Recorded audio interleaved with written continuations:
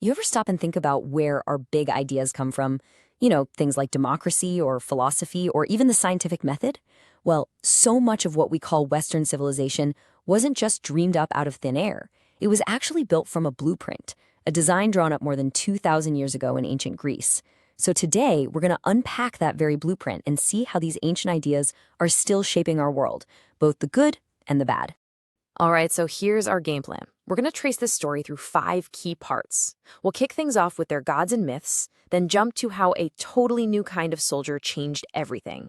After that, we'll dive into their wild new experiment in politics, marvel at the explosion of art and philosophy, and finally, see how these Greek ideas went totally global. It's going to be quite a ride, so let's jump right in. Okay, first up, from myth to meaning. See, to really get the Greeks and their revolutionary ideas, you have to start with the world they thought they lived in, a world run by incredibly powerful and, let's be honest, very dramatic gods. I bet you know most of these names, right? Zeus, Athena, Apollo.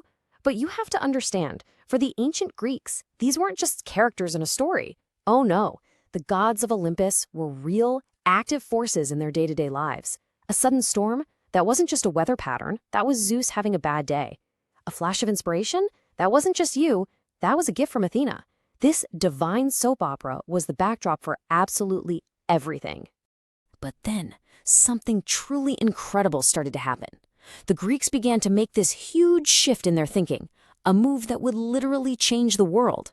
They started moving away from mythos, which is explaining the world through myths and stories about the gods, and toward logos, which is all about using reason, logic, and evidence. So instead of asking which god made the crops fail, they started asking, wait, why did the crops fail? And right there, that's the birth of philosophy, of science, of a whole new way of looking at reality. Now, this new way of thinking wasn't just happening in quiet study rooms. It had a physical, even violent, partner out on the battlefield, one that would completely remake Greek society. And that brings us to the rise of the citizen soldier. Okay, so here's the core idea for this section, and it might surprise you. Democracy wasn't born in some quiet debate hall. It was forged in the chaos of battle.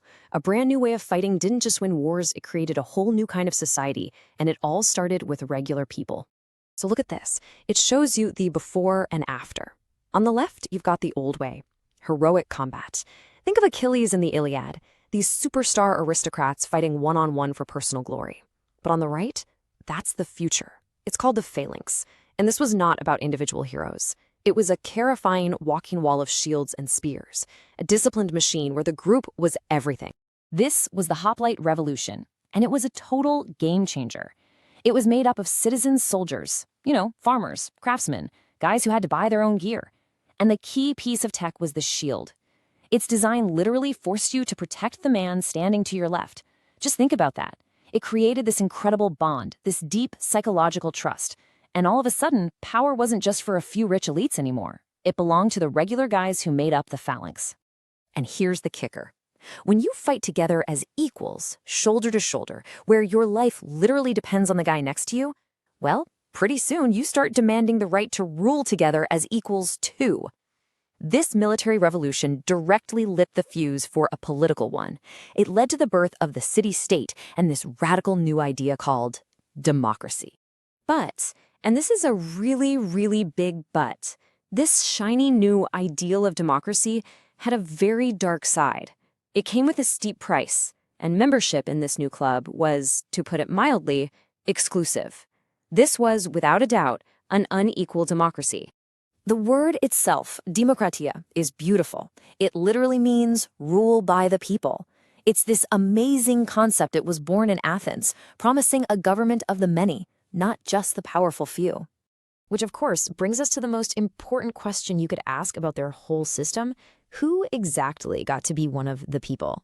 And this chart, this just lays out the shocking reality. Just look at that tiny little sliver. Only about 15% of the population, the adult, landowning, male citizens, had any say in the government at all. The huge majority, we're talking women, slaves, foreigners living there, were completely shut out. Athenian democracy was a club for a tiny privileged minority. And for women, the situation was especially harsh. This quote from one of our sources really puts it bluntly. They were seen as species-extending beings. In other words, Their main job was to have children, hopefully sons, to continue the family line. They had absolutely no political rights. They weren't even considered citizens. So how do you square that circle? A society that invents the language of freedom while denying it to most of its people. Well, despite these massive contradictions, or maybe, in some strange way, because of them, this world produced one of the most incredible explosions of intellect and creativity in human history, what we call the life of the mind.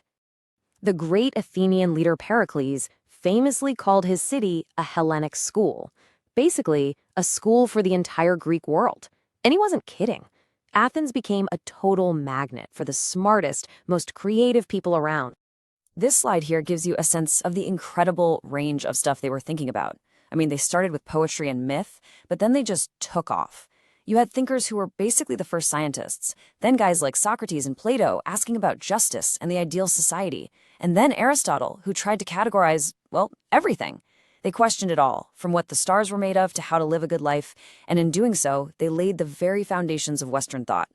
And what's just wild is the speed at which this all happened. We're talking about just a couple of centuries. You go from the first thinkers asking, what's the world made of? To the sophists teaching public speaking, to Socrates and Plato asking, what is truth? And finally to Aristotle building entire systems of logic and biology. It was a true intellectual explosion in a remarkably short amount of time. So you've got this incredible blueprint for a new way of life, forged in this one little corner of the Mediterranean. How did it get out? How did it spread to the rest of the world? Well, that brings us to our last section, how Greece went global. And the delivery system for all this culture? It wasn't a book or a missionary. It was an army. A young Macedonian king named Alexander the Great, who was actually a student of Aristotle's, went on to conquer a massive empire, stretching all the way from Greece to India. And everywhere he went, he took Greek culture with him. This kicked off a whole new era that we call Hellenism. And it wasn't just a one-way street, with Greece imposing its culture on everyone else. It was a fusion, a real cultural melting pot. Greek ideas, language, and art started mixing with Egyptian, Persian, and even Indian traditions. The result was this vibrant, new, interconnected world. And the legacy of this period was just immense. The Greek language became the international language of business and science, kind of like English is today. Amazing new cities like Alexandria in Egypt, with its legendary library, became global hubs for learning. And the influence spread in some really fascinating ways. Get this, for an example of that cultural fusion, the very first statues that show the Buddha as a person were created only after Greek art, with its tradition of realistic human sculptures, arrived in the East. And so, that brings us back to the blueprint. It's incredibly powerful. It gave us so much of our language for freedom, for democracy, for rational thought. But we can't forget that the same blueprint was drawn up on a foundation of slavery, exclusion, and profound inequality. So that leaves us with a pretty tough question to think about. How should we, here and now, deal with a legacy that is at one